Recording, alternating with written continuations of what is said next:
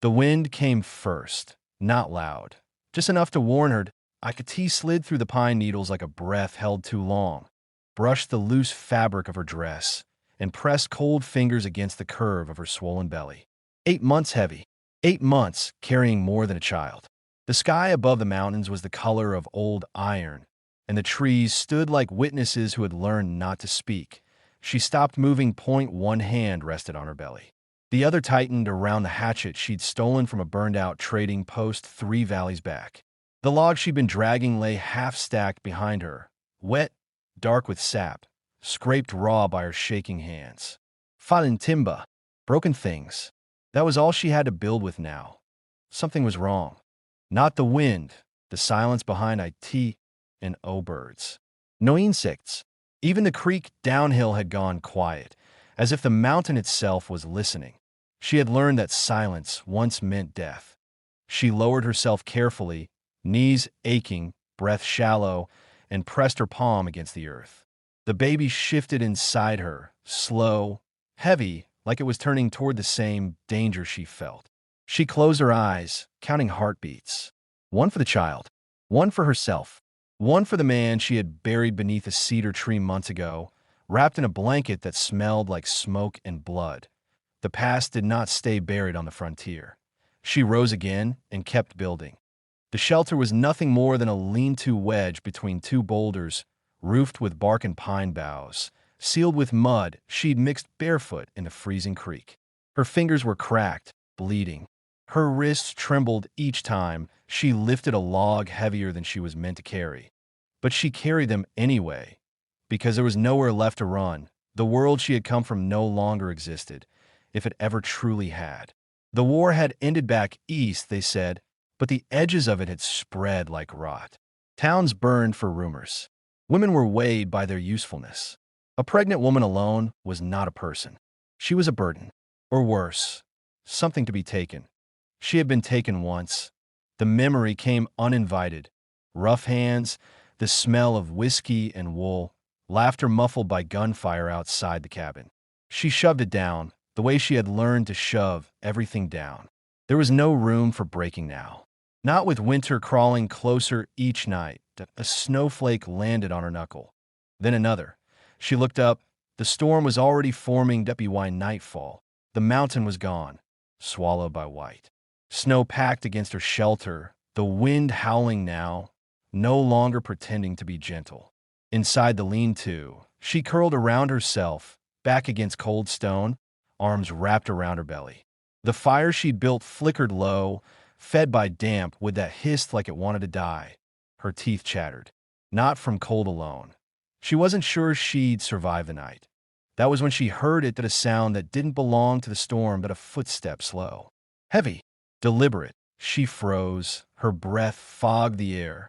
Her hand found the hatchet again, knuckles white. The shadow came next, tall, stretched by firelight against the snow-blown wall of her shelter. Whoever it was didn't rush, didn't speak, just stood there, letting the storm rage around him like it answered to something older than fear. She thought of running, then remembered she couldn't outrun anyone anymore. The shadow shifted. A man stepped into view, broad shoulders wrapped in fur and leather, beard thick with frost, a rifle slung low, not raised. His eyes, dark, steady, moved first to her face, then to her belly, then to the crude shelter she'd built with hands that still shook. He didn't reach for his weapon. He simply said, quietly, as if the mountain itself had told him to speak softly, "You're not alone." The words landed heavier than any blow. She stared at him, waiting for the lie to reveal itself, waiting for the turn.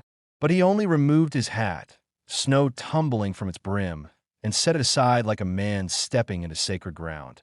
Outside, the storm screamed.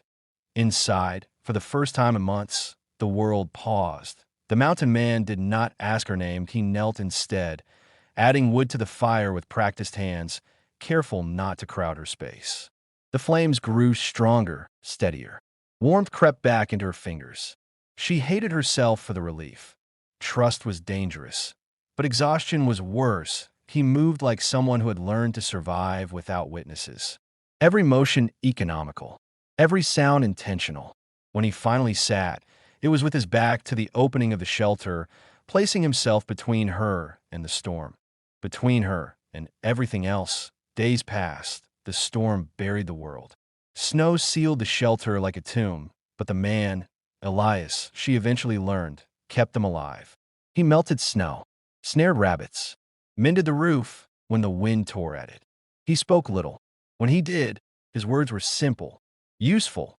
She watched him when he thought she slept, the scars on his hands, the old bullet crease near his collarbone, the way he paused before touching anything that belonged to her, as if permission mattered in a world that rarely offered it. Her body betrayed her first. The baby came early. Pain ripped through her in waves that stole her breath and shattered whatever pride she had left. She cried out once, just once, before clamping her jaw shut. Elias was there instantly, steady as the mountain, his eyes wide, but his hands sure. "Breathe," he said. She hated that the words sounded like hope. The night stretched forever. Blood, sweat, screams swallowed by wind.